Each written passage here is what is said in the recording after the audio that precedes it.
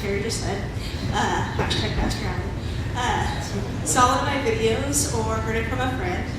I'm Allie Joy, 20 years old, pastor's kid, raised in church, getting my life together, and then it all happened. One day I woke up with a little bit of leg pain, and next thing you know, I'm living in OHSU. I'm now being diagnosed with stage 4 large cell non-hodgkins lymphoma, systemic infection, blood clots, my head has been shaved, I can't move, I've been in the ICU, I'm hooked up to a heart monitor, I have oxygen in my nose, I'm taking 20 pills a day, I have to get my blood pressure and temperature taken every 4 hours, and the list just goes on and on. Not something you really expect to have happen to you, especially as a 20-year-old, just trying to figure out what I'm doing with my life. There's a couple ways you can handle the situation you've been dealt. You can, 1, give up on life, 2, turn toward hatred and anger, or 3, give it all to God. When I was first told that it could be cancer, we were headed back from the Dalles, and my mom was calling our family and friends and Pastor Terry and telling them what we had just found out, that I had a tumor and it could be cancerous, we didn't know yet. I remember listening to the people on the other end of the phone, getting really upset, and some starting to cry. And at this point, I hadn't processed the information yet. It didn't really hit me that I could have cancer or what that meant. I really didn't know what to do. So when we got home, I crawled up to my bed, pulled the covers over my head, and I just began to pray to God. Ever since my sisters and I were really little, my dad's always taught us, when you don't know what to say or don't know what to do, you just call on his name and he'll be there. And that's exactly what I did. And from that moment on, he gave me peace through all of it.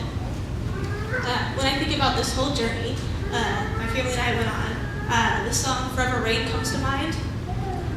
You are good when there's nothing good in me. When you've lost your way and you're going down the wrong path, he is good.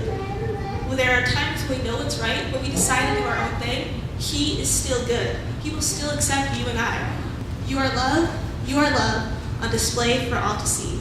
He is love. We must become like him, show love, be love, and give love.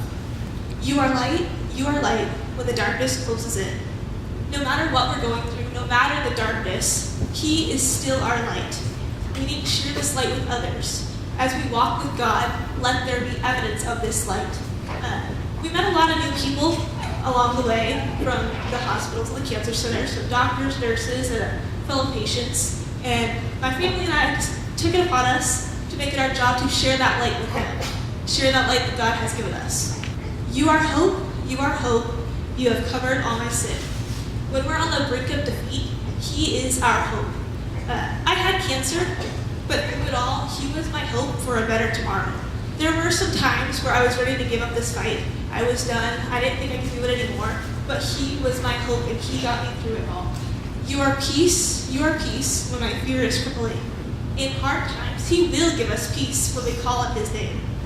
The first night at OHSU, I woke up in the most amount of pain that I've ever been in my life.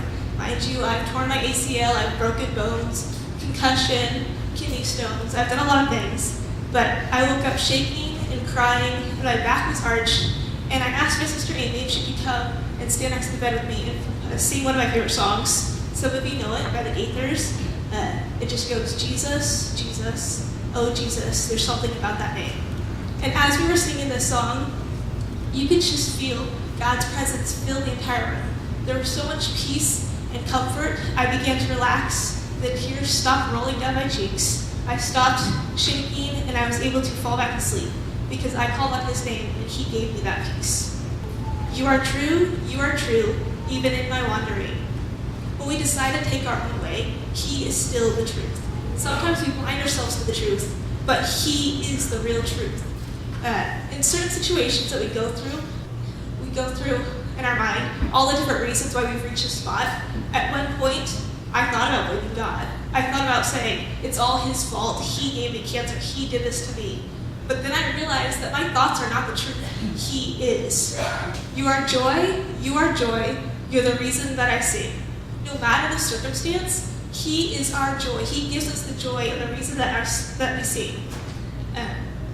I may have been in a bad situation, but he died on the cross for both you and I so that we can have joy, that we can sing. You are life, Your life in you death has lost its sting.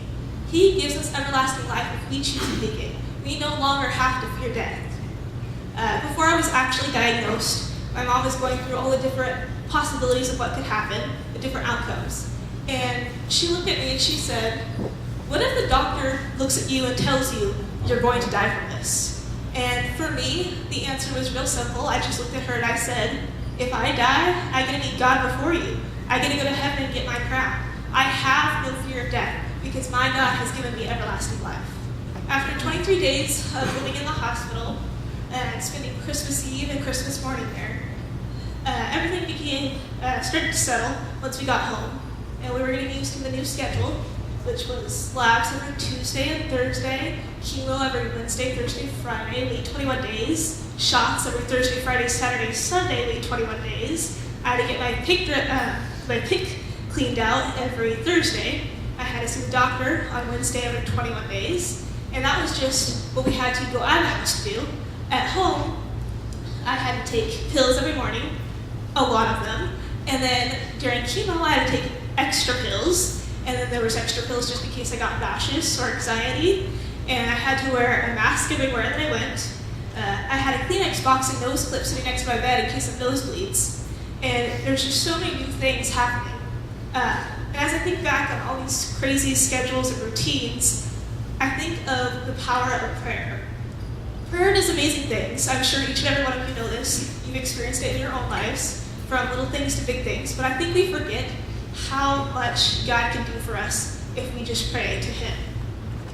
As soon as I got home, I was told I no longer had to wear my masks. 1 week of being home, I was told I was healthy enough to only come in once for labs.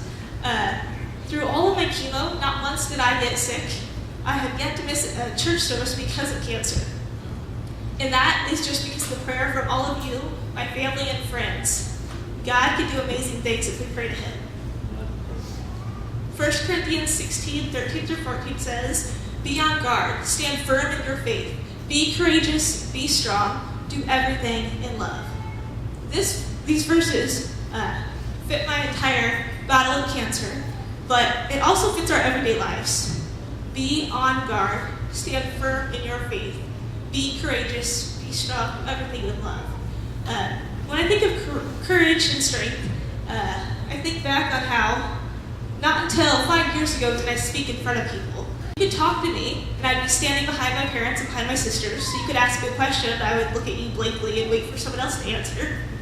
But because of my God and the strength and courage He gave me, I'm able to stand up here and talk in this mic to all of you and share my faith. Amen.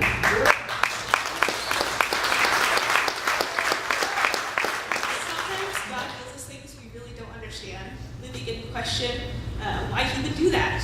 Why me? Why now? What did I do to deserve this? These questions are pretty crazy when you start to think about it. I mean, our God has perfect timing, and it's perfect timing. That means He has your entire life planned out in the best way possible for you. I don't know why He decided to allow me to have cancer, but I do know that I've been able to share my faith throughout this whole thing. And I don't know why He chose me, but I do know that I was able to handle it, and He gave me strength through it all. I don't know why now, but I do know that we can, where I'm at now in my life, with all friends and family here, you guys were able to support myself and my family through everything. It was all because of the prayer from you guys. We need to trust God, trust that He has your back, and trust that He's there for you. Trust Him in all that you do and all that you walk through. Sometimes we get a little discouraged because there's bumps in the roads. You lose your job, you have to move to a different state, different things happen. But we need to trust in our God because He has a plan for each and every one of you. And we need to just trust Him in all that we do. We also need to take the opportunities given to you. Cancer really doesn't seem like the greatest opportunity, but more of a burden. But it was my choice to follow after Him through this, grow my faith, and share it with others. Now that my testimony has turned more into a sermon, I just want to encourage all of you, our kids, youth, parents, and grandparents, to trust in Him, have faith, and take every opportunity given to you. I can now say, as of April 29th, 2016, I am in remission. I no longer have a PICC line in my arm. I no longer have kids. I love the game. My faith is stronger than it has ever been before.